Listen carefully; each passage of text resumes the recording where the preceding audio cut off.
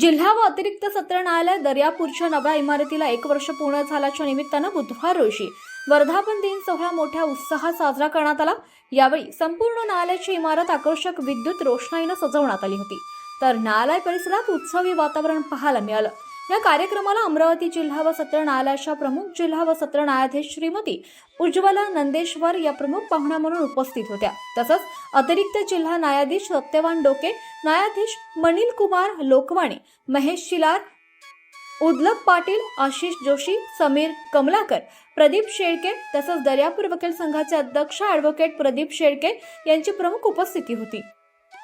कार्यक्रमात बोलताना श्रीमती उज्ज्वला नंदेश्वर म्हणाल्या की नवीन इमारतीमध्ये काम करण्याची संधी मिळाल्यास कामात नवीन ऊर्जा प्राप्त होते।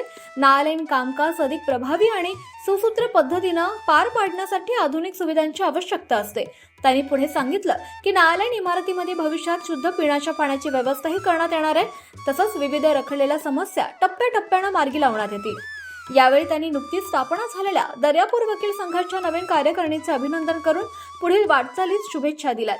कार्यक्रमास दर्यापूर येथील मोठ्या संख्येने वकील बांधव, न्यायालयीन कर्मचारी तसंच पत्रकार बांधव उपस्थित होते।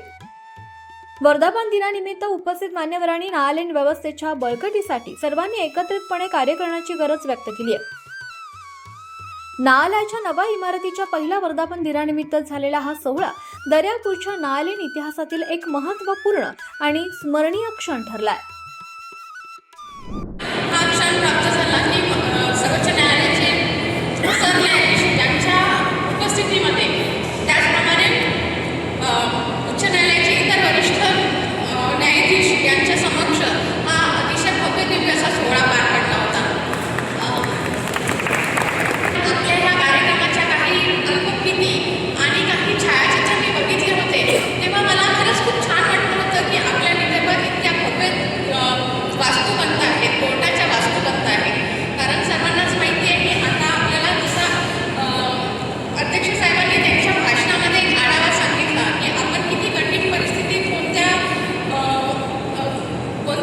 न्यायालयाच्या कशा पक्षकारांसाठी असते, त्यांना योग्य न्याय योग्य वेळेत आणि सुलभ गतीत कमी खर्चात कमी वेळात प्राप्त व्हावं, हा सगळा त्यामागचा उद्देश आहे।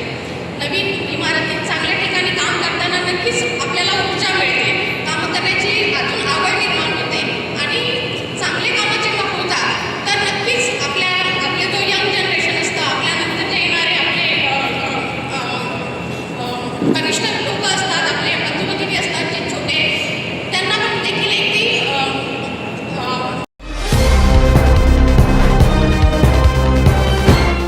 पाहत रहा फक्त जनविकास न्यूज, सत्य, संघर्ष आणि जनतेचा विश्वास।